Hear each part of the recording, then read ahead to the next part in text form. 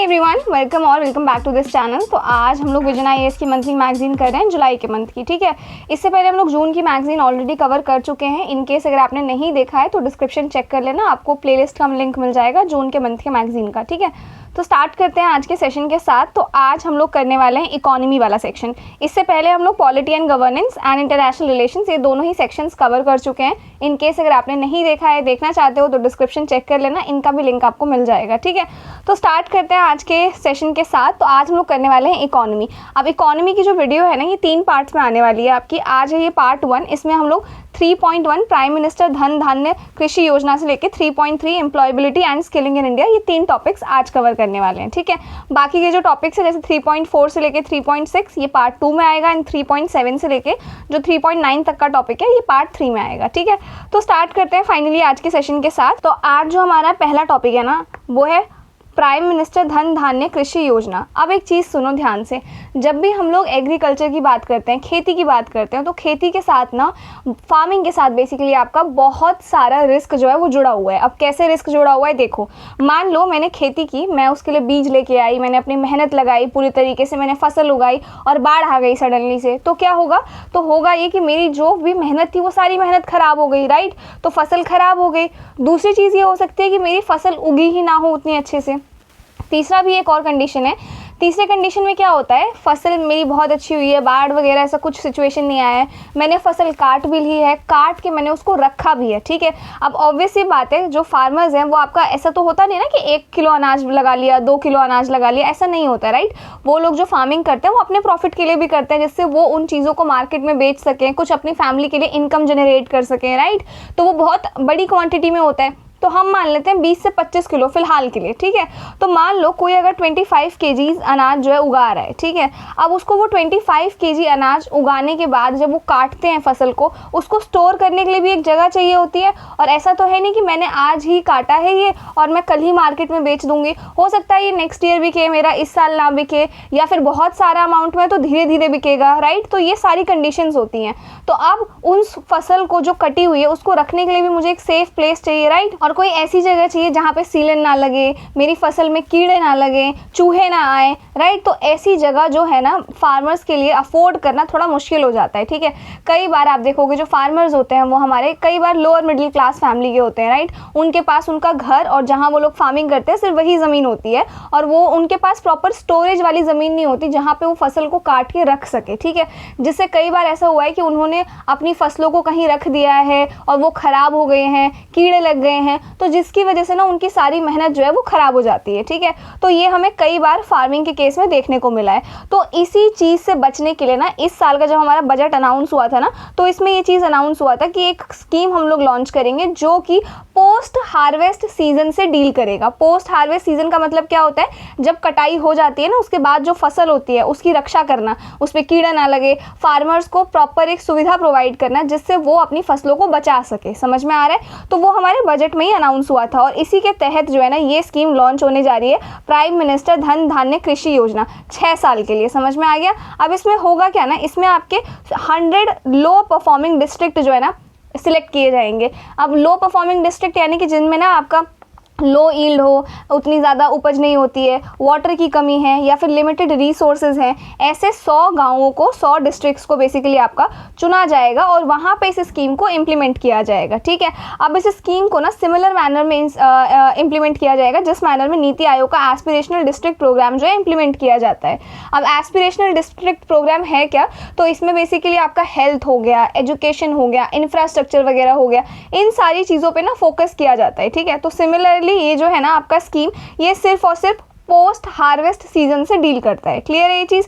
तो ये इसमें इंक्लूड किया जाएगा। अब अगर कहीं आपसे पूछा जाता है एग्जाम में, मान लो कि कौन सा ऐसी स्कीम है जो नीति आयोग के एडीबी प्रोग्राम के साथ इससे इंस्पायर है, तो आपको ये आंसर जो है पता होना चाहिए प्री में। इस वजह से कॉन्सेप्चुअल क्लैरिटी बहुत ज़्यादा ज़रूरी है। ठीक है, नाउ इधर आ जाओ, इस स्कीम के ऑब्जेक्टिव्स क्या है? पहला तो ये कि एग्रीकल्चर की प्रोडक्टिविटी बढ़ाना, जो भी खेती हो रही है उससे जो भी हमारी उपज हो रही है वो उपज और ज़्यादा हो, अच्छी हो। ठीक है, इसके बाद क्रॉप डाइवर्सिफिकेशन। अब क्रॉप डाइवर्सिफिकेशन वाला टॉपिक मैंने आपको जून की मैगजीन में काफ़ी अच्छे से समझाया था, जब मैंने इन्वायरमेंट वाला सेक्शन समझाया था कि किस तरीके से हम लोग, जो एग्रो फॉरेस्ट्री वाला अगर टॉपिक आपको याद हो, कुछ वैसा ही होता है क्रॉप डाइवर्सिफिकेशन। होता क्या है ना कि जैसे यहाँ ये ज़मीन, रुक जाओ इसको थोड़ा अच्छे से बना दो मुझे, ऊपर देखो, यहाँ पे देखो, जैसे कि मान लो मेरे पास ये ज़मीन है, ठीक है, मैं हो सकता है कि इसमें एक ही तरीके की कोई भी क्रॉप लगा सकूँ, ठीक है। और क्रॉप डाइवर्सिफिकेशन ये होता है कि मैं यहाँ पे एक क्रॉप, यहाँ पे एक क्रॉप, यहाँ पे एक क्रॉप, यहाँ पे एक क्रॉप, तो बेसिकली एक क्रॉप यहाँ, एक यहाँ, एक यहाँ, एक यहाँ और एक यहाँ,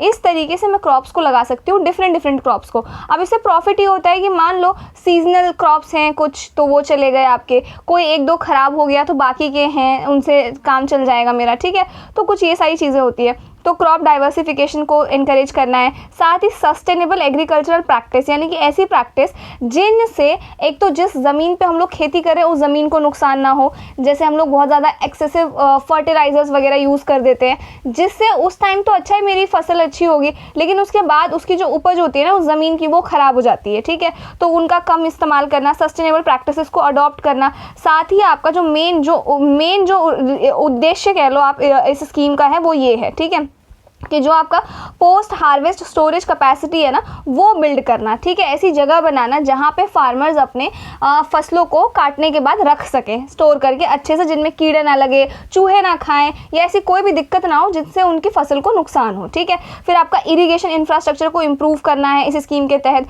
साथ ही आपका जो short term and long term agriculture credit होता है ना, एग्रीकल्चर क्रेडिट का मतलब होता है लोन देना फार्मर्स को, उस चीज़ को अच्छा बनाया जाए, इजी बनाया जाए, बेसिकली समझ में आ गया। तो ये इस स्कीम के कुछ ऑब्जेक्टिव्स हैं। अब आपको ये सारे ही ऑन टिप्स पर होने चाहिए, क्योंकि प्री में ये क्वेश्चन आपसे पूछा जा सकता है, ठीक है। इसके बाद आ जाओ कुछ सेलिएंट फीचर्स हैं, यानी कि मोस्ट नोटिसेबल, सेलिएंट का मतलब होता है ज़्यादा नोटिस करने वाले जो फीचर्स हैं। पहला तो ये कि इसको अलोकेट कितना किया गया है, इस स्कीम को कितना बजट में अमाउंट अलोकेट किया गया है, 24,000 crore annually for a period of 6 year, जो कि आपका इसी साल 2025-26 से स्टार्ट होगा, समझ में आ गया। अब इसको इम्प्लीमेंट कौन करेगा, ये आपका प्री का क्वेश्चन है, ठीक है। कौन करेगा implement? Ministry of agriculture and farmers welfare, ये आपसे पूछा जा सकता है, समझ में आ गया। साथ ही इस स्कीम को ना मॉनिटर भी किया जाएगा। तो कैसे मॉनिटर किया जाएगा? एक 3 टियर स्ट्रक्चर जो है फॉलो होगा, ये देखने के लिए कि ये स्कीम ठीक से काम कर रही है नहीं कर रही है। तो पहला आपका नेशनल लेवल पे देखा जाएगा, तो नेशनल लेवल पे कुछ ऐसी पॉलिसी गाइडेंस, कुछ ऐसी बॉडीज बनाई जाएंगी जो इस स्कीम के ऊपर लुक आफ्टर करेंगी, ठीक है। फिर आपका स्टेट लेवल नोडल कमिटीज, तो बस स्टेट में स्कीम्स का कोऑर्डिनेशन ठीक से हो रहा है नहीं हो रहा है, इसके लिए हो सकता है डिफरेंट कमिटीज भी बनाई जाए। फिर आपका डिस्ट्रिक्ट धन धान्य समिति चेयर बाय डिस्ट्रिक्ट कलेक्टर्स, तो बेसिकली आपका ये सबसे इंपॉर्टेंट है, ये डिस्ट्रिक्ट लेवल पे एग्रीकल्चर और एग्रीकल्चर से रिलेटेड जितनी भी एक्टिविटीज है ना वो प्लान बनाएंगे ये लोग। और प्लान बनाते वक्त ये लोग फार्मर्स के साथ, कोऑपरेटिव्स के साथ, आपके जो आपके प्राइवेट प्लेयर्स होते हैं, स्टेक होल्डर्स होते हैं, इन सब के साथ कंसल्टेशन करेंगे, समझ में आ गया। नाउ नीति आयोग क्या करेगी आपका इसमें? नीति आयोग डिस्ट्रिक्ट प्लान्स को रिव्यू करेगा और गाइड करेगा, समझ में आ गया। हर डिस्ट्रिक्ट के लिए एक सेंट्रल नोडल ऑफिसर अपॉइंट होगा जो रेगुलरली रिव्यू करेगा कि ये जो स्कीम है ना ये ठीक से काम कर रही है कि नहीं कर रही है, ठीक है। फिर आपका सैचुरेशन बेस्ड कन्वर्जेंस, तो बेसिकली हो क्या रहा है, ये जो आपकी स्कीम है ना पीएम धन धान्य कृषि योजना, ये अलग से नई स्कीम नहीं बनाई है हमने, अगर आप ध्यान से समझो, बल्कि हमारे पास जो 36 एग्जिस्टिंग एग्रीकल्चर से रिलेटेड जो भी स्कीम्स थी ना उनको हमने इंटीग्रेट कर दिया है, समझ में आ गया। लेकिन इसका मेन फोकस ये है, और इसके अलावा जितनी भी चीज़ें हैं ना ये आप देख रहे हो, ये 36 हमारे पास अलग अलग स्कीम्स थी, उनको हमने इंटीग्रेट कर दिया है इसी स्कीम में, समझ में आ गया। तो ये आपके कुछ 11 मिनिस्ट्रीज़ की स्कीम्स को कन्वर्ज करेगा, जैसे कि आपका इसमें दे रखा है पीएम किसान, PMFBY, तो बहुत सारे, ये आपका वो क्रॉप इंश्योरेंस वाला था, इसका फुल फॉर्म मुझे कमेंट सेक्शन में आप लोग बताना, ठीक है। आई थिंक फसल बीमा योजना, याद आ गया मुझे, प्रधानमंत्री फसल बीमा योजना। तो जो फसल होती है ना उसका आप इंश्योरेंस करा सकते हो, जिसके बदले अगर आपकी फसल ख़राब हो गई तो आपको वो अमाउंट वापस हो जाएगा, ठीक है। तो ऐसी कुछ डिफरेंट कुछ 36 स्कीम्स थी, उनको इंटीग्रेट कर दिया है, जो 11 मिनिस्ट्रीज़ द्वारा लॉन्च हुई थी, समझ में आ गया। और उनको इंटीग्रेट करके यही एक स्कीम है जो लॉन्च कर दिया गया है, क्लियर ये चीज़। और हर धन धान्य डिस्ट्रिक्ट का प्रोग्रेस जो है वो ट्रैक किया जाएगा, यानी कि ये जो भी 100 डिस्ट्रिक्ट में ये धन धान्य प्रोग्राम इम्प्लीमेंट होगा ना, उनका प्रोग्रेस ट्रैक होगा, देखा जाएगा कि वो ठीक से काम चल रहा है या नहीं चल रहा है। और वो जो प्रोग्रेस ट्रैक होगा ना, वो आपका 117 की परफॉर्मेंस इंडिकेटर्स पे ट्रैक किया जाएगा। जैसे कि आपका यील्ड लेवल कैसा है, एक पैरामीटर हो सकता है, दूसरा इरिगेशन कवरेज कितना है, तीसरा क्रेडिट एक्सेस कितना है, चौथा स्टोरेज कैपेसिटी कितना है। सिमिलरली ऐसे ही आपके कुछ 117 पैरामीटर्स होंगे, ठीक है। देन आ जाओ ट्रांसपेरेंसी एंड अकाउंटेबिलिटी। तो एक डिजिटल डैशबोर्ड बनेगा जिसमें हर डिस्ट्रिक्ट का डेटा दिखाया जाएगा। फार्मर्स के लिए मोबाइल ऐप्स वगैरह लॉन्च किए जाएंगे। डिस्ट्रिक्ट रैंकिंग सिस्टम होगा जिससे पता चलेगा कौन सा डिस्ट्रिक्ट जो है ना वो फास्ट इंप्रूवमेंट कर रहा है, ठीक है। अब इसके बाद जो मैंने आपको बताया ऊपर कि 100 लो परफॉर्मिंग डिस्ट्रिक्ट सिलेक्ट किए जाएंगे, तो वो किन पैरामीटर्स पे किए जाएंगे। पहला तो है लो क्रॉप प्रोडक्टिविटी। तो बेसिकली ईल्ड जो है, उपज जो है, वो अगर आपकी एवरेज से कम है तो उस डिस्ट्रिक्ट को सिलेक्ट किया जाएगा। दूसरा आपका मॉडरेट क्रॉपिंग इंटेंसिटी। तो बिलो नेशनल एवरेज से अगर ये कम है क्रॉपिंग इंटेंसिटी तो फिर आपका उसको सिलेक्ट कर लिया जाएगा। फिर लो क्रेडिट एक्सेस। तो बैंक्स जो है वो लोन्स या किसान क्रेडिट का जो पेनिट्रेशन वगैरह है वो कम है तो फिर उसको सिलेक्ट कर लिया जाएगा। और चौथा आपका ज्योग्राफिक रिप्रेजेंटेशन। तो हर स्टेट और यूनियन टेरिटरी से मिनिमम एक डिस्ट्रिक्ट जो है इसमें इंक्लूड होगा ही होगा, ठीक है। तो इन 4 पैरामीटर्स के बेसिस पे हम लोग 100 डिस्ट्रिक्ट को सिलेक्ट करने वाले हैं। आई होप ये पूरा स्कीम आपको क्लियर है। बेसिक कॉन्सेप्ट क्लियर रखो आप कि पोस्ट हार्वेस्ट सीजन में होने वाले जो भी लॉसेज है ना, उनको ठीक करने के लिए एक स्टोरेज कैपेसिटी जो है बनाया जाएगा जहाँ पे फार्मर्स अपने अनाज को रख सकते हैं। ये बेसिक और मेन ऑब्जेक्टिव है इस स्कीम का। इसके साथ साथ क्योंकि अब 36 स्कीम्स को कंबाइन कर दिया गया है, फिर इसको लॉन्च किया गया है, तो बाकी जो इंपॉर्टेंट चीज़ें होती है ना एग्रीकल्चर से रिलेटेड, भले ही वो यहाँ लिखी हो या ना लिखी हो, जैसे अगर मान लो ये पॉइंट नहीं लिखा होता लेकिन आपको पता है कि फार्मर्स को लॉन्ग टर्म और शॉर्ट टर्म क्रेडिट कितना इंपॉर्टेंट है उनके लिए लोन, तो वो भी इसमें इंक्लूड होना चाहिए। क्लियर है ये चीज़। तो इस तरीके के कॉन्सेप्ट आप लोग क्लियर रखो। इसके बाद आ जाओ सिग्निफिकेंस क्या है इसका। सबसे पहले तो इशूज़ देखते हैं एग्रीकल्चर में। पहला आपका लो क्रॉप प्रोडक्टिविटी, और इसके लिए कौन कौन से फैक्टर्स हैं जो रिस्पॉन्सिबल हैं।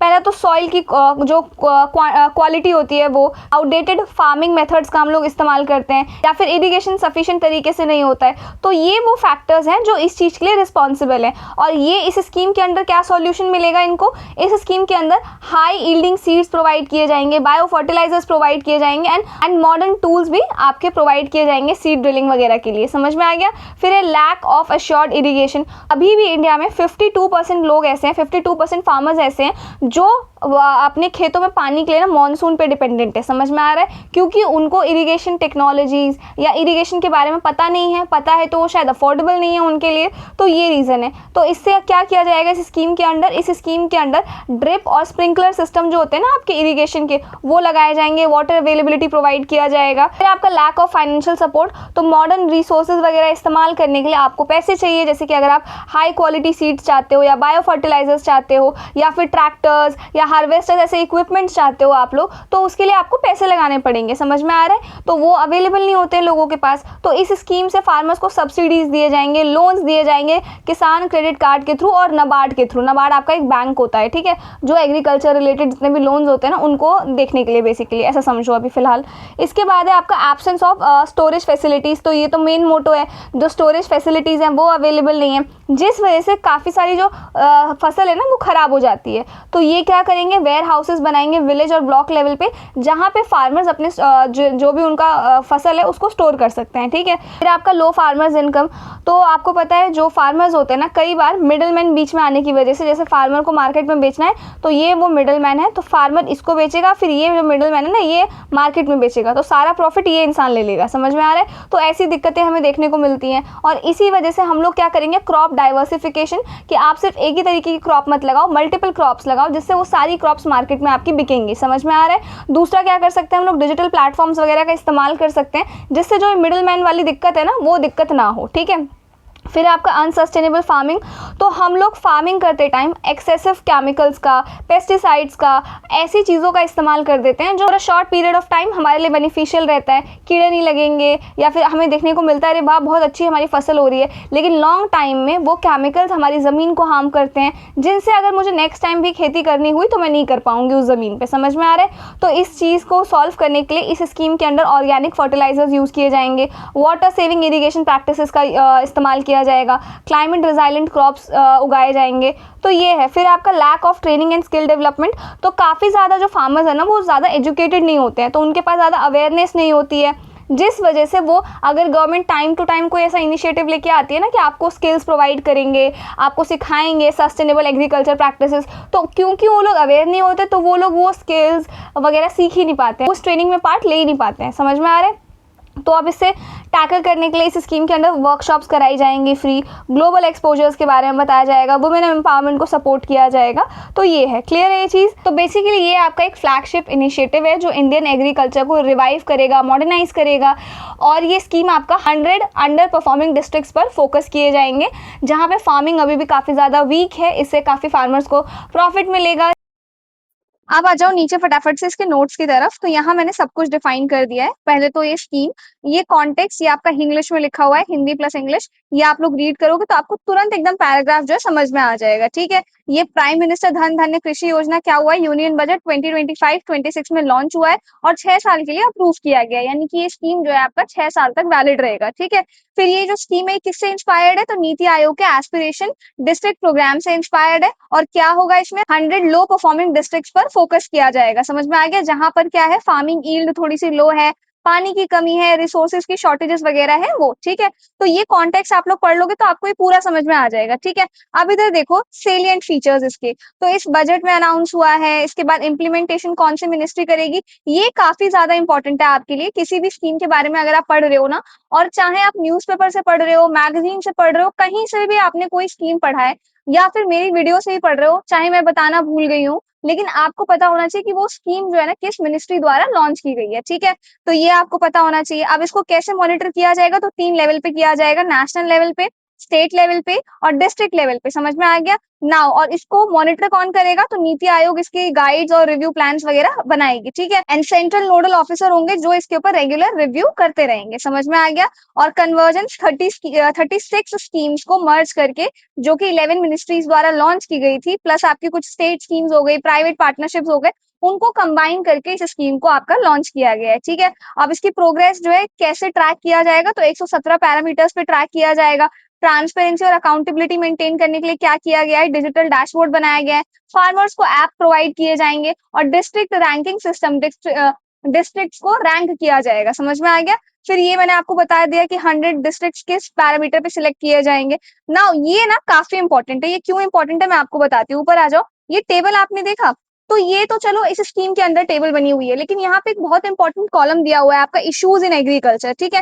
तो अगर कहीं आपसे मेंस में ये क्वेश्चन बनता है कि बताओ एग्रीकल्चर में आपको क्या क्या ऐसे इश्यूज है जो देखने को मिलते हैं, ठीक है, प्लस उनके आप सॉल्यूशंस भी प्रोवाइड करो, तो आप क्या कर सकते हो। देखो ये इश्यूज है एग्रीकल्चर में, जैसे लो क्रॉप प्रोडक्टिविटी, ठीक है, इसका रीजन क्या है, कॉज बता सकते हो आप, इसका एग्जाम्पल दे सकते हो आप, और अगर आपसे सॉल्यूशन भी पूछा है तो आप इस स्कीम का नाम मत लिखना, यहाँ पे आप सॉल्यूशन लिख के आ जाना। समझ में आ गया कि हम हाई यील्ड सीड्स बो सकते हैं, बायो फर्टिलाइजर्स का यूज कर सकते हैं, मेकनाइज्ड टूल्स का इस्तेमाल कर सकते हैं। समझ में आया? तो इस तरीके से ना आप ये जो आंसर है ना, ये जो मैंने पूरा आपको प्रोवाइड किया है, ये आपका मल्टीपर्पज में इस्तेमाल हो सकता है। समझ में आ गया? एक तो इस स्कीम के बारे में लिख सकते हो, दूसरा अगर एग्रीकल्चर से रिलेटेड कोई इशू आएगा, देखो मैं आपको एक चीज बताती हूँ, ध्यान रखना एक चीज, जब भी आप यूपीएससी की प्रिपरेशन कर रहे हो, सिविल सर्विसेज की, स्पेशली मेंस की बात कर रही हूँ मैं, तो कुछ तो ऐसे बाय डिफॉल्ट टॉपिक होते हैं जिनको आप मान के चलो कि आपको वो बेस लेवल पे प्रिपेयर करना ही करना है, क्योंकि इससे एक आधा क्वेश्चन हर साल बनता ही बनता है, ठीक है।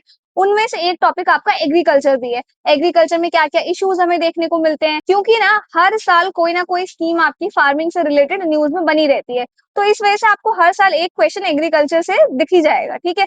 तो इस वजह से अगर ऐसा कोई क्वेश्चन आता है तो आपके पास आंसर जो है ऑलरेडी रेडी है। समझ में आ गया? ये बहुत ही बढ़िया और बहुत ही शॉर्ट तरीके से बहुत अच्छे से एक्सप्लेन किया हुआ है, ठीक है। तो ये आपके लिए काफी ज्यादा हेल्पफुल रहेगा। नाउ इसके ऊपर बेस्ड है ये एक question, low crop productivity, weak irrigation and lack of storage facilities remain persistent issues in Indian agriculture system में। हमें ये तीनों ही इश्यूज जो है देखने को मिलते हैं, लो क्रॉप प्रोडक्टिविटी हो गया, वीक इरिगेशन हो गया, लैक ऑफ स्टोरेज फैसिलिटीज हो गया। तो अब ये जो स्कीम है ना, ये कैसे इन 3 चैलेंजेस को एड्रेस करता है, क्या सॉल्यूशन प्रोवाइड करता है, आपको ये बताना है। तो मैं आपको ना एक छोटा सा हिंट देती हूँ, ये जो मैंने आपको प्रोवाइड किया है ना, एक तो इसका इस्तेमाल आप लोग कर ही सकते हो 110%, ठीक है। अब कैसे करोगे ये आप लोगों के ऊपर है, तो इसके ऊपर कोशिश करना कि आंसर लिखो। बाकी जो भी लोग ये पीडीएफ परचेज करेंगे उनको इसका आंसर जो है मिल जाएगा पीडीएफ में, ठीक है। अच्छा इसके बाद है आपका कंक्लूजन। तो कंक्लूजन मैंने आपको ऑलरेडी बता दिया कि ये क्या है, एक फ्लैगशिप इनिशिएटिव है जो कि हमारा इंडियन एग्रीकल्चर जो है ना उसको रिवाइटलाइज करता है, बेनिफिट पहुंचाएगा आपका 1.7 करोड़ फार्मर्स को,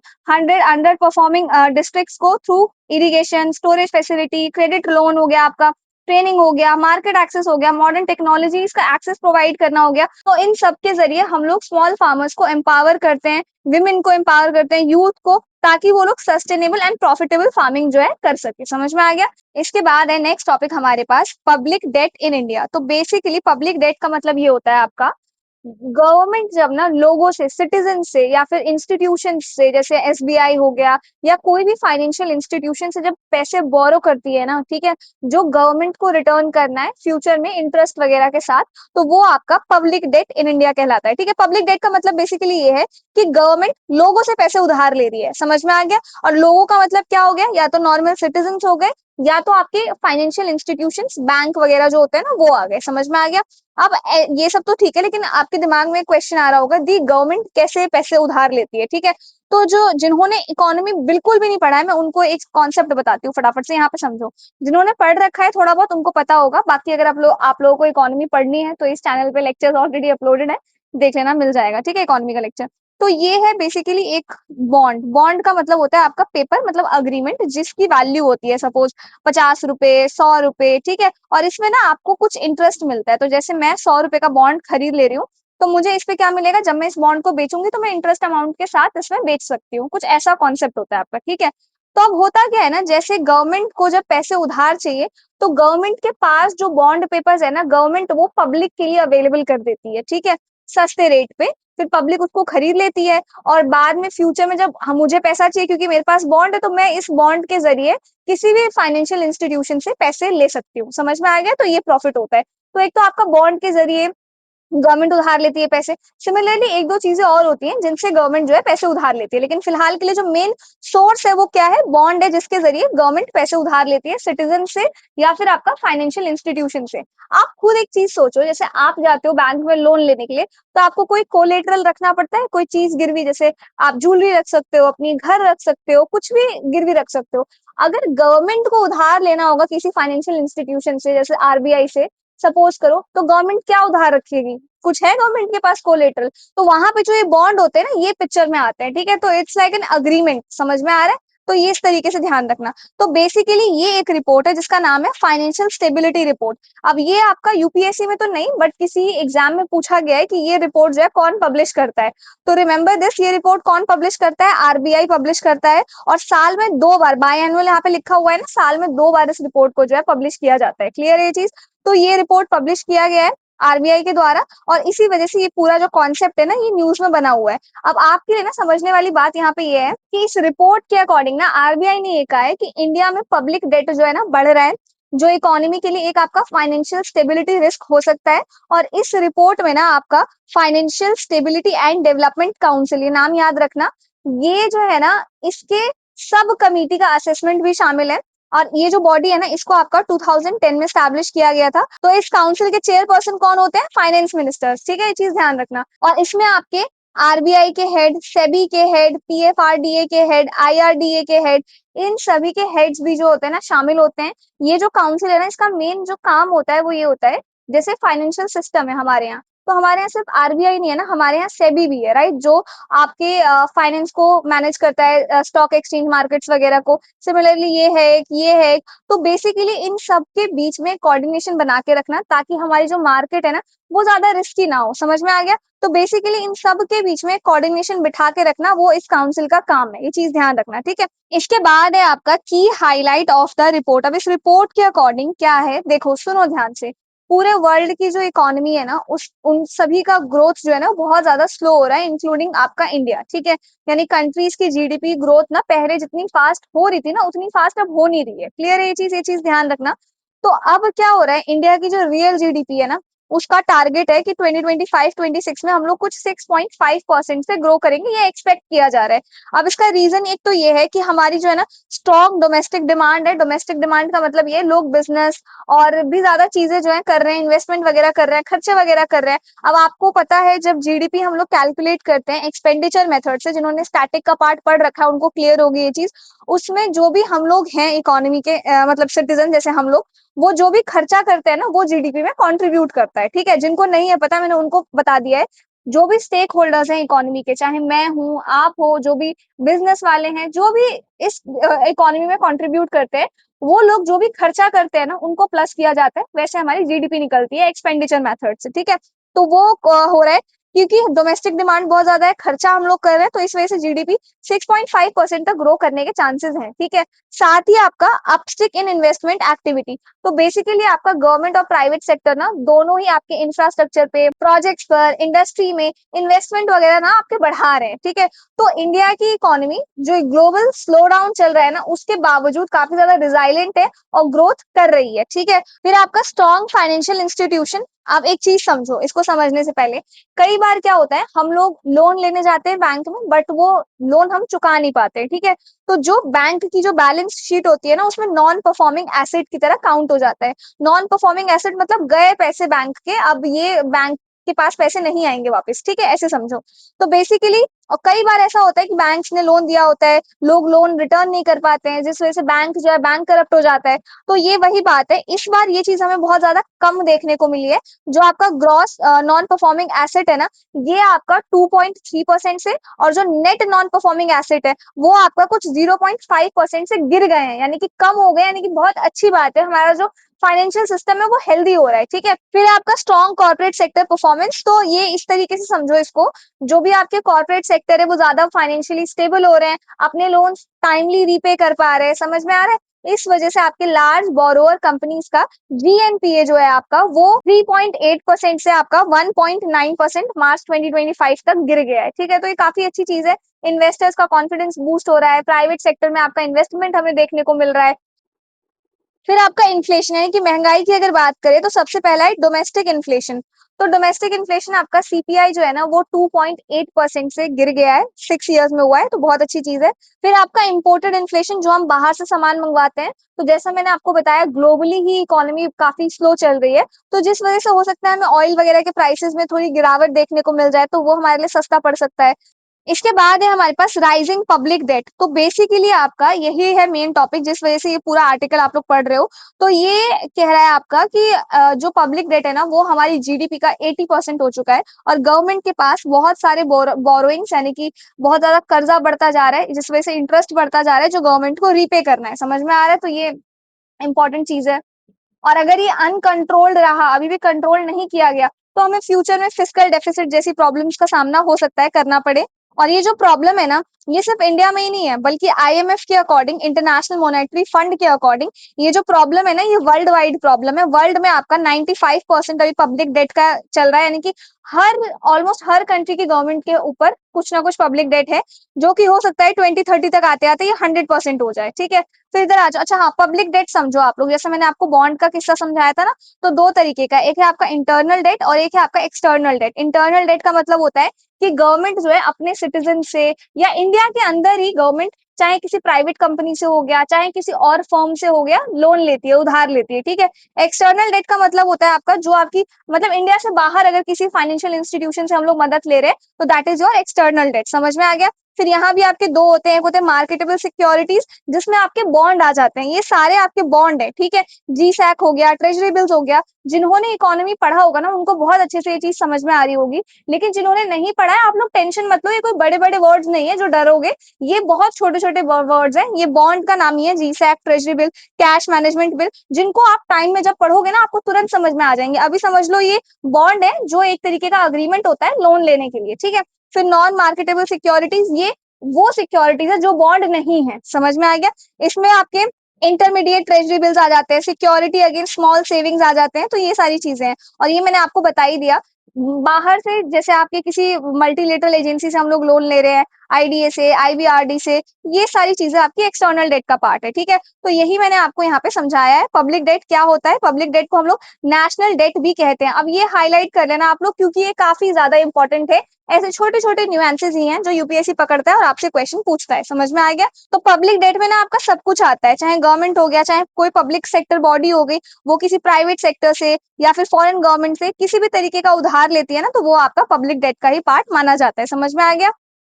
पब्लिक डेट आपके इंटरनल हो सकते हैं, एक्सटर्नल हो सकते हैं, जो मैंने आपको यहाँ पे ऑलरेडी समझा दिया है, ठीक है। इंटरनल डेट 96.59% है, एक्सटर्नल डेट 3.14% है। समझ में आ गया? जितना हमारे पास पब्लिक डेट है ना उसका, ये चीज ध्यान रखना। इसके बाद अगर ज्यादा हाई पब्लिक डेट रहा तो हो सकता है इंटरेस्ट कॉस्ट गवर्नमेंट को बहुत ज्यादा भरना पड़ेगा, फिस्कल स्पेस क्रिएट हो सकता है, पोटेंशियल इन्फ्लेशनरी यानी कि इन्फ्लेशन आ सकता है, गवर्नमेंट हाई टैक्सेस वगैरह लगा सकती है, क्योंकि गवर्नमेंट को भी तो अपना पैसा रिकवर करना है ना, इस वजह से। फिर आ जाओ legal framework for management of public debt in India, यानी कि पब्लिक के डेट को मैनेज करने के लिए क्या ऐसा लीगल फ्रेमवर्क है जो लिया गया है। पहला तो है fiscal responsibility and budget management act 2003, ठीक है। दूसरा है आपका आरबीआई एक्ट 1934, तीसरा है आपका गवर्नमेंट सिक्योरिटीज एक्ट 2006। तो ये जो तीनों ही आपके एक्ट है ना, ये कहीं ना किसी लेवल पे पब्लिक डेट को मैनेज करने के लिए लाए गए हैं। समझ में आ गया? इनको एक बार आप लोग रीड जरूर कर लेना। इसके बाद इधर आ जाओ, reasons of high public debt in India. अब क्या ऐसा रीजन है जिसकी वजह से गवर्नमेंट जो है वो उधार लेती है? सबसे पहले तो है परसिस्टेंट फिस्कल डेफिसिट। तो गवर्नमेंट की जो एक्चुअल इनकम है ना, गवर्नमेंट उससे ज्यादा अगर खर्चा कर रही है, चाहे आपके स्कीम्स हो गए, चाहे किसी भी तरीके की कोई भी ऐसी चीज हो गई जहां पे गवर्नमेंट को अपने बजट से ऊपर जाके पैसा लगाना पड़ रहा है, तो गवर्नमेंट को वहां उधार तो लेना ही पड़ेगा। तो वहां पे हमें पब्लिक डेट देखने को मिलता है। फिर आपका हाई रेवेन्यू एक्सपेंडिचर, तो गवर्नमेंट का जो टोटल खर्चा है ना आपका, वो 46.56 लाख करोड़ है। समझ में आ गया? इसमें से आपका 36.04 लाख करोड़ डेली का खर्चा है, जैसे कि आपकी सैलरीज हो गई, सब्सिडीज हो गई, इंटरेस्ट पेमेंट्स वगैरह हो गया। समझ में आ गया? तो ये आपका डेली का खर्चा है। तो जो आपके प्रोडक्टिव एसेट्स है ना, जैसे कि रोड हो गया, फैक्ट्रीज हो गया, ब्रिजेस हो गया, जहां पे गवर्नमेंट को एक्चुअली पैसा लगाना है, ठीक है, वहां पे पैसा गवर्नमेंट लगा नहीं पा रही है, ठीक है। तो जो आपका डे टू डे लेवल का जो खर्चा है ना, उन्हीं में गवर्नमेंट का सारा एक्सपेंस जो है निकल जा रहा है। तो जिस वजह से जो मेन काम है, जैसे रोड बनाना या इंफ्रास्ट्रक्चर वगैरह डेवलप करना, वहां पे पैसे लगाने के लिए गवर्नमेंट को उधार लेना पड़ता है, ठीक है। फिर आपका एक्सटर्नल डेट ग्रोथ, तो बेसिकली अब हमारे यहाँ जितने भी डेवलपमेंट प्रोजेक्ट्स होते हैं ना, उनके लिए हमें फॉरेन लोन्स भी कई बार देखने को मिलता है, फॉरेन लोन्स भी हमें लेना पड़ता है, फिर उस पर भी हमें इंटरेस्ट वगैरह भरना पड़ता है, ठीक है। तो मार्च आपका 2025 तक इंडिया का जो एक्सटर्नल डेट है ना, वो 736.3 बिलियन डॉलर्स था। समझ में आ रहा है? और पिछले साल ये आपका कुछ 668.8 बिलियन डॉलर्स के आसपास पहुंच गया था, ठीक है। तो ये आपका 10% के हिसाब से ना ग्रो कर रहा है। तो जो हमारा कर्जा है ना, वो 10% के हिसाब से हर साल ग्रो कर रहा है। फिर है पैंडेमिक एरा स्पेंडिंग। कोविड-19 के टाइम गवर्नमेंट ने हेल्थ केयर, आपका वेलफेयर स्कीम्स वगैरह में मैसिव खर्चा किया था, ठीक है, हेल्थ इंफ्रास्ट्रक्चर बिल्ड करने के लिए, या बहुत सारी ऐसी कैंपेन्स की थी कोविड वगैरह के लिए, अवेयर करने के लिए लोगों को, ठीक है। तो ये जो स्पेंडिंग था ना, वो इमरजेंसी एक्सपेंडिचर था, मतलब गवर्नमेंट को खर्चा तो करना ही पड़ेगा, ठीक है। जो आपका नॉर्मल जो रेवेन्यू होता है ना, उससे कवर नहीं हो सकता, तो उसके साइड इफेक्ट्स हम लोग अभी तक झेल रहे, जब जब तब जो खर्चा किया था ना, उसकी भरपाई आज तक हो रही है, ठीक है। फिर इधर आ जाओ, way forward to manage and reduce public debt in India. अब क्या सॉल्यूशन है जिसके थ्रू हम लोग एक तो जो पहले पेंडिंग हमारे पास डेट है उसको मैनेज कर सकते हैं, और दूसरा इसको रिड्यूस भी कर सकते हैं। पहला तो है shift towards debt GDP ratio as the fiscal anchor. तो बेसिकली गवर्नमेंट ने ये डिसाइड किया है कि गवर्नमेंट ना हमारी जीडीपी के कंपैरिजन में डेट को ग्रेजुअली कम करेगी, ताकि हमारी फिस्कल सस्टेनेबिलिटी मेंटेन रहे। समझ में आ गया? अगर जैसे जीडीपी फास्ट ग्रो करेगी तो हमारा डेट जो है वो कंट्रोल रहेगा, डेट का बर्डन जो है वो मैनेज हो पाएगा, तो इस वजह से, ठीक है। फिर आपका active debt management via bonding switching. Bonding switching का मतलब होता है आपका, ये वो मैकेनिज्म है जिसमें government existing short term bonds को लॉन्ग टर्म बॉन्ड्स में रिप्लेस करती है, ठीक है। तो ये गवर्नमेंट के पास थोड़ा लॉन्गर टाइम हो जाता है रीपे करने के लिए, इंटरेस्ट पेमेंट थोड़ा बर्डन कम हो जाता है, शॉर्ट टर्म जो रीफाइनेंसिंग रिस्क है वो कम हो जाता है, ठीक है। तो गवर्नमेंट एक तो ये करेगी। फिर है आपका subsidy rationalisation and tax reforms. तो ध्यान से समझना है इस चीज को। गवर्नमेंट सब्सिडीज प्रोवाइड करती है, कई बार क्या होता है, जैसे कि एक सेंट्रल गवर्नमेंट, एक स्टेट गवर्नमेंट है। अब जैसे आपको पता है सीनियर सिटीजन जो होते हैं उनको सेंट्रल गवर्नमेंट जो है पेमेंट देती है, जो 60 ईयर्स से ऊपर के हो जाते हैं, ठीक है, एज अ सैलरी मान लो, तो वो ज्यादा अमाउंट होता नहीं, आई थिंक 2-2.5 हजार ही होता है। लेकिन कुछ कुछ स्टेट्स में ना स्टेट गवर्नमेंट भी सीनियर सिटीजन को सब्सिडी प्रोवाइड करती है।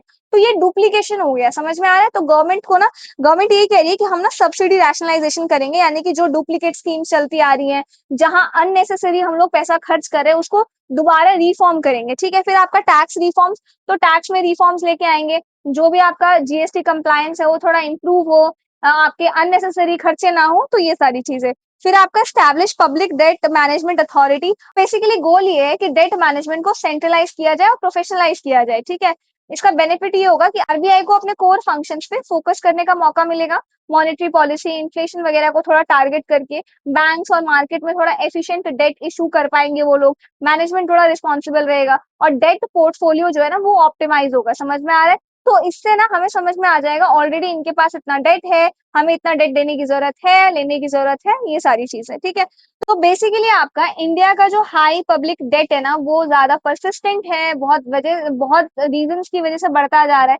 तो हमें जरूरत है कि उसको थोड़ा हम लोग कंट्रोल कर सके, टारगेटेड स्कीम्स लेके आए, एफिशिएंट तरीके से अपनी स्पेंडिंग्स के ऊपर थोड़ा ध्यान दें। समझ में आ गया? तो ये था आपका पूरा टॉपिक, आई होप आपको समझ में आया हो।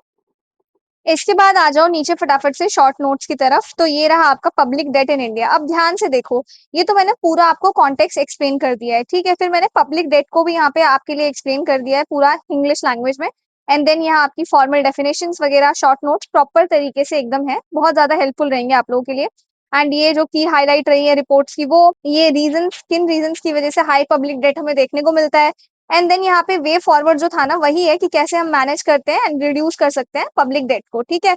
यही है। फिर इसके बाद ये है आपका सेकंड क्वेश्चन। नाउ अब इस क्वेश्चन को ना आप लोग अभी मत करना, जिन्होंने इकोनॉमी का स्टैटिक पार्ट नहीं पढ़ा है, जिनको अभी बेसिक चीजें जैसे कि रेवेन्यू एक्सपेंडिचर क्या होता है या फिस्कल डेफिसिट क्या होता है, ये अभी स्टैटिक का पार्ट आपको नहीं है पता, तो वो लोग इस क्वेश्चन को अभी अटेम्प्ट मत करना। लेकिन जैसे ही आप लोग इकोनॉमी का वो वाला पार्ट पढ़ते हो ना, उसी दिन इस क्वेश्चन को तुरंत कर लेना। समझ में आ गया? तो आपको ज्यादा बेटर अंडरस्टैंडिंग होगी और ज्यादा अच्छे तरीके से लिख के आ पाओगे एग्जाम में, ठीक है। लेकिन एक question one of the most important question है, ये मैं आपको बता देती हूँ, क्योंकि मॉनेटरी पॉलिसी हो गया, फिस्कल पॉलिसीज हो गए, आपके ये जो रेवेन्यू एक्सपेंडिचर वगैरह के क्वेश्चंस होते हैं ना, ऐसे क्वेश्चन आपसे एग्जाम में बनते ही बनते हैं, ठीक है। तो इस वजह से ये प्रिपेयर कर लेना, बाकी जो लोग ये नोट्स परचेज करेंगे उनको इसका आंसर जो है मिल जाएगा, ठीक है।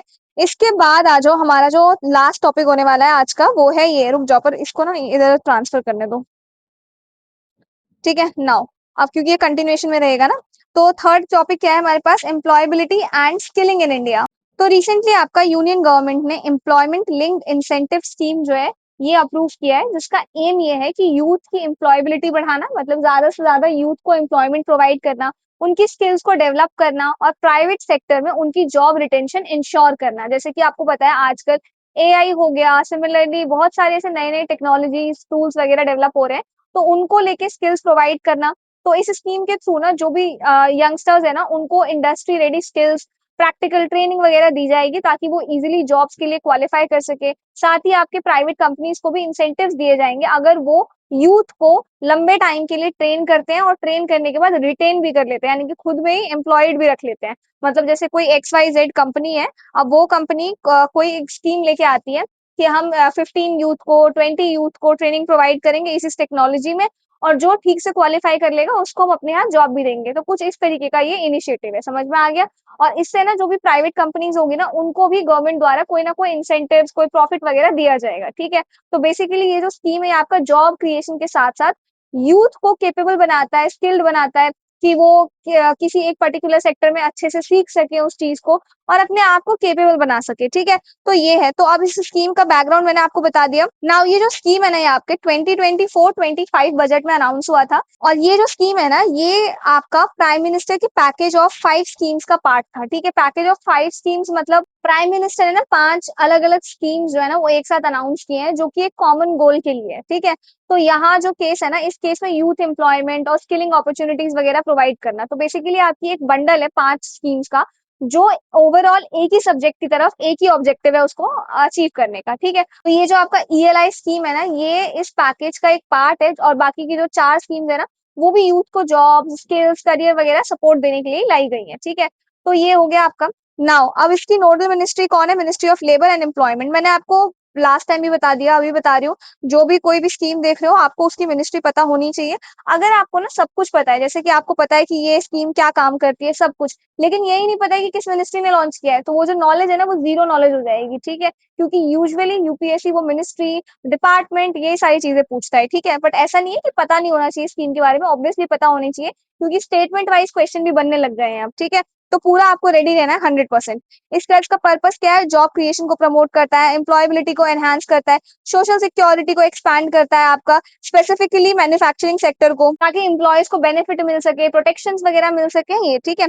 अब टारगेट क्या है? 3.5 करोड़ जॉब जो है क्रिएट करना, इंक्लूडिंग फर्स्ट टाइम एम्प्लॉयज, यानी कि जो लोग पहली बार भी एम्प्लॉयमेंट के लिए जाएंगे, जिन्होंने पहले भी कभी कोई काम नहीं किया है, उनको भी ये अपॉर्चुनिटी दी जाएगी, ठीक है। नाउ इस स्कीम के बारे में देखो, तो ये जो स्कीम है ना, ये दो पार्ट में है आपकी। पार्ट वन है incentives for first time employees, मतलब कि जो पहली बार जॉब ले रहे हैं और आपके ईपीओएफओ में रजिस्टर्ड है, क्लियर है, तो आप एलिजिबल हो। आपकी सैलरी लिमिट जो है 1 लाख पर ईयर तक की है। तो इसका बेनिफिट ये होगा, गवर्नमेंट आपके ईपीएफ अकाउंट में ना 1 मंथ का कॉन्ट्रीब्यूट देगा, यानी कि अप्रोक्सीमेटली 15,000 रुपीज, ठीक है। पेमेंट आपकी दो पार्ट से मिलेगी, आपको 6 मंथ्स और 12 मंथ्स के बाद। सेक्टर्स, हर सेक्टर पे ये बेनिफिशियल है आपका, हर सेक्टर के लिए, लेकिन मैन्युफैक्चरिंग सेक्टर को थोड़ा एक्स्ट्रा बेनिफिट दिया जाएगा, ठीक है। और जो पेमेंट मेथड जिसके थ्रू आपके अकाउंट में पैसे जाएंगे, वो डायरेक्ट बेनिफिट ट्रांसफर के थ्रू जाएंगे, यानी कि डायरेक्टली आपके बैंक अकाउंट में चले जाएंगे, ठीक है। नाउ इसका जो पार्ट बी है, वो सपोर्ट करता है एम्प्लॉयर्स को। अगर कंपनी ईपीएफओ में रजिस्टर्ड है, तो वो भी इंसेंटिव्स ले सकती है। इंसेंटिव्स आपके दो टाइप के होते हैं। एक है आपका एडिशनल हायरिंग, तो बेसिकली अगर कंपनी नए एम्प्लॉयज को हायर करे और वो 6 मंथ्स तक जॉब में रहे, तो कंपनी को फाइनेंशियल असिस्टेंस मिलेगा। स्मॉल कंपनी को जिसमें 50 से कम एम्प्लॉय होते हैं, वो आपकी स्मॉल कंपनीज कहलाती हैं, और जो मीडियम कंपनीज है, 50 से लेके आपके 250 तक एम्प्लॉयज हैं, तो वो आपकी मीडियम कंपनी, दोनों को ही कुछ ना कुछ फाइनेंशियल असिस्टेंस मिलेगा, ठीक है। तो ये था आपका एडिशनल हायरिंग, ठीक है। इसके बाद है आपका, जैसे हर न्यू एम्प्लॉय के लिए ना कंपनी को 1000 से लेके 3000 तक पर मंथ दिए जाएंगे 2 साल के लिए। मैन्युफैक्चरिंग सेक्टर में एक्स्ट्रा 2 साल का इंसेंटिव और दिया जाएगा, ठीक है। तो बस यही है आपका, डायरेक्टली आपके अकाउंट में आ जाएंगे, पैन लिंक्ड अकाउंट, जिससे भी पैन कार्ड लिंक्ड होगा उससे, ठीक है। तो ये दो पार्ट्स में था। इसके बाद आ जाओ about employability and skilling in India, इसके बारे में समझते हैं। तो इंडिया में एम्प्लॉयबिलिटी और स्किलिंग को लेके क्या कंडीशंस है? तो इंडिया स्किल रिपोर्ट 2025 के अकॉर्डिंग इंडिया में ना 50% जो आपके ग्रेजुएट्स हैं, जिनमें से आपकी 53.47% मेल एंड 46.53% फीमेल्स जो है ना, वो रेडी है, ग्रेजुएटेड है, जॉब रेडी है, मतलब जॉब करने के लिए रेडी है, समझ में आ गया।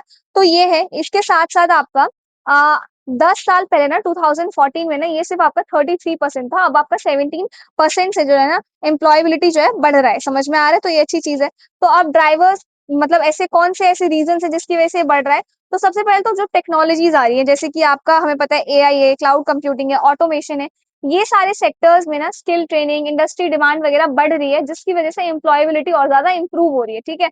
तो बेसिकली आपका, क्योंकि नई टेक्नोलॉजीज आ रहे हैं, इस वजह से कंपनी को भी नया वर्कफोर्स चाहिए, नया स्टाफ चाहिए, नए लोग चाहिए, जिनको वो लोग स्किल्स वगैरह प्रोवाइड कर सके और वो लोग कंपनी के बदले काम कर सके। इस वजह से भी हमें देखने को मिलता है, ठीक है। Challenges existing in India's employability and skilling landscape, basically अब हमें ये जो हमारा एम्प्लॉयमेंट सेक्टर है ना, उसमें हमें क्या प्रॉब्लम्स देखने को मिलती हैं? तो मैं आपको बताऊं, इंडिया ना अगले 10 ईयर्स में एनुअली 10 मिलियन वर्कर्स ऐड करेगा, लेकिन जो आपका FY 2023-2024 है ना, इसमें सिर्फ 4.67 करोड़ जॉब क्रिएट हुए हैं, समझ में आ रहा है। तो जॉब कम क्रिएट हो रही है और लोग ज्यादा है हमारे पास, ठीक है। तो जॉब क्रिएशन का जो रेट है ना, वो थोड़ा कम है, तो वो हमको बढ़ाने की जरूरत है। एम्प्लॉयमेंट गैप जो है ना क्रिएट हो रहा है, उसको फिल करने की जरूरत है, ठीक है। तो पहला है आपका mismatch between education and industry need, ये बहुत ही बड़ा आज की डेट में आप ये रीजन देखोगे। तो बेसिकली होता क्या है ना, मैं आपको एक एग्जांपल से समझाती हूँ। 12th के बाद हम में से मेजोरिटी लोगों को पता ही नहीं होता है कि कौन सी डिग्री हम लोगों को लेनी चाहिए, ठीक है, क्योंकि हो सकता है हमारी जो फैमिली है उनको उतनी नॉलेज ना हो, या हमें प्रॉपर गाइडेंस ना मिली हो। तो हम लोग जब ग्रेजुएशन कर लेते हैं ना, बाद में फिर रिग्रेट करते हैं, अरे यार ये नहीं करना चाहिए था, ये कर लेना चाहिए था, क्योंकि उसकी डिमांड है अभी। जैसे कि मैं अभी आपको बताऊं, कंप्यूटर, एआई हो गया आपका, या ऐसी बहुत सारी चीजें हैं, टेक्नोलॉजीज है, जिनकी डिमांड अभी सेक्टर में है, ठीक है। लेकिन क्योंकि हमारे पास वो डिग्री नहीं है, वो नॉलेज नहीं है, इस वजह से वो जॉब हमारे साथ अलाइन नहीं होती है, समझ में आ रहा है। तो ये चीज है। साथ ही आपका, आप ऐसे देखोगे, जो भी आप लोग कॉलेज में पढ़ रहे हो, ठीक है, वर्सेस जो भी आप लोग अपनी कंपनीज में काम करते हो, उनमें जमीन और आसमान का अंतर होता है, राइट। तो हमारे यहाँ ना बहुत बड़ा गैप है एजुकेशन में, और जो एक्चुअली में इंडस्ट्री में रिक्वायर्ड है उस चीज में, ठीक है। हम लोग ज्यादातर अपना बुक्स नॉलेज वगैरह पे ध्यान देते हैं, प्रैक्टिकल नॉलेज लेने पे ध्यान ही नहीं देते हैं। तो जो हमारा एजुकेशन सिस्टम है ना, वो इसी पे बेस्ड है, तो ये बहुत बड़ी प्रॉब्लम है। फिर आपका थ्रेट फ्रॉम ऑटोमेशन, तो ऑटोमेशन यानी कि एआई, ठीक है। तो एआई की वजह से 69% जॉब्स इंडिया में थोड़ा सा रिस्क में आ जाती है, क्योंकि एआई की वजह से सारा काम बहुत ज्यादा इजी हो गया है। तो इस वजह से ये चीज हमें देखने को मिल रही है, ठीक है। फिर है आपका limited emphasis on soft skills development. तो यूनिवर्सिटी में आपके सॉफ्ट स्किल्स जैसे कि communication, team work, critical thinking, इन चीजों को ना अंडर वैल्यू किया जाता है। इफेक्ट ये होता है जो भी ग्रेजुएट्स होते हैं ना उनके पास टेक्निकल नॉलेज अगर कम है और अगर उनकी पर्सनैलिटी भी डेवलप नहीं हुई है तो वो कॉन्फिडेंट नहीं फील कर पाते हैं। तो उनको लगता है ऐसा कि हम शायद किसी इंडस्ट्री में काम कर ही नहीं पाएंगे। समझ में आ रहा है? तो अगर आपको वर्क प्लेस में सक्सेसफुल बनना है ना तो आपको कम्युनिकेशन आना चाहिए, टीम वर्क आना चाहिए, क्रिटिकल थिंकिंग आपके अंदर डेवलप होना चाहिए, ये सारी चीजें। फिर है आपका, ठीक है, इसके बाद आ जाओ की initiatives taken for employability and skilling. तो कुछ टाइम टू टाइम ऐसे इनिशिएटिव्स भी लिए गए हैं जो एम्प्लॉयबिलिटी और स्किलिंग वगैरह को बूस्ट करता है। एक है स्किल इंडिया मिशन, फिर है PMKVY 4.0, naps, JSS, skill India digital hub, India skill accelerator, skill impact bond. अब मैं आपको एक चीज बताती हूँ, ये आप लोग समझ गए हो ना कि हमारे एम्प्लॉयबिलिटी एंड स्किलिंग वगैरह पे ध्यान देता है। इसको एक बार आप लोग रीड कर लेना, दैट इज इट। ठीक है, बाकी मेंस में ना आपको इसको डिफाइन करना है ना कुछ, लेकिन अगर इस टॉपिक से रिलेटेड कुछ आता है तो आप एग्जाम्पल्स में ना सिर्फ इनका नाम भी लिख के आ जाओगे ना, दैट इज ऑल्सो इनफ। ठीक है, इसके बाद आ जाओ इधर। तो बेसिकली अगर हम डेवलपमेंट की बात करें, ठीक है, तो हमारा डेवलपमेंट तभी हो पाएगा अगर हमारे जो यूथ है ना उनके पास जॉब्स रहेंगी। सबसे मेन फैक्टर तो मैं आपको बताऊं, क्योंकि यूथ जो है ना वो इंडिया के बहुत ज्यादा स्ट्रॉन्ग पिलर्स हैं। अगर हम उनको केपेबल बनाते हैं तो हमारी जो इकोनॉमी है वो बहुत जल्द बहुत अच्छे लेवल पे ग्रो कर पाएगी। समझ में आ रहा है? तो ये सारी चीजें हैं, एक बार आप लोग रीड जरूर कर लेना ये। ठीक है, अच्छा मैं बोल रही हूँ रीड जरूर कर लेना, इसका मतलब ये बिल्कुल भी नहीं है कि मैंने कराया नहीं है। समझ में आ रहा है? इसका मतलब ये है कि आप लोग एक रीडिंग हैबिट भी जनरेट करो। या तो मेरे समझाने से पहले एक बार रीड कर लो, देन समझ लो एंड देन रीड कर लो, या तो मैं समझा रही हूँ समझने के बाद रीड कर लो, बट रीडिंग अपनी हैबिट में डालो। ये चीज समझ में आ रहा है ना? आ जाओ फटाफट से इसके शॉर्ट नोट्स पे। तो ये रहे इसके शॉर्ट नोट्स जिसमें आपको एम्प्लॉयबिलिटी एंड स्किल ट्रेनिंग के बारे में मैंने यहाँ पे कॉन्टेक्स्ट डिफाइन कर दिया है। देन इसके ऊपर मैंने पूरा फ्लो चार्ट बना दिया है कि ELI स्कीम आपकी क्या है, बैकग्राउंड क्या है, मिनिस्ट्री कौन सी है, पर्पस क्या है, टारगेट क्या है। ठीक है, देन इसका इम्प्लीमेंटेशन कैसे 2 पार्ट्स में होगा ये भी डिफाइन कर दिया है मैंने। एंड चैलेंजेस तो है ही, साथ ही ये रहा आपका आज का, इसका थर्ड क्वेश्चन होगा आज का ये। India's employability is rising but still below global standards. Examine the reason behind this gap and suggest measures to bridge it. ये भी काफी इंपॉर्टेंट है, कोशिश करना आप लोग इसको अटेम्प्ट करना। तो बेसिकली इंडिया की जो एम्प्लॉयबिलिटी है वो बढ़ तो रही है लेकिन फिर भी ग्लोबल स्टैंडर्ड्स को मैच नहीं कर पा रही है। इसके पीछे का रीजन आपको बताना है, मेजर्स भी सजेस्ट करने हैं, मतलब सॉल्यूशंस भी बताने हैं कि कैसे उस गैप को फिल किया जा सकता है। ठीक है, तो आई होप आज की वीडियो आपको समझ में आई हो पूरी, and thank you so much for all these lovely comments. बाकी कोई डाउट हो देन बताना मेरे को कमेंट सेक्शन में। ये नोट्स अगर आपको परचेज करने हैं तो डिस्क्रिप्शन में आपको लिंक मिल जाएगा इनको परचेज करने का। एंड जिन्होंने परचेज कर लिया है इकोनॉमी के भी और इसके भी, मैं बता देती हूँ इकोनॉमी का लेक्चर हम लोग जल्दी स्टार्ट करने वाले हैं इस चैनल पे, डोंट वरी, उसको भी कंप्लीट करेंगे। एंड कोई डाउट वगैरह हो कुछ भी हो then do let me know and I will see you in the next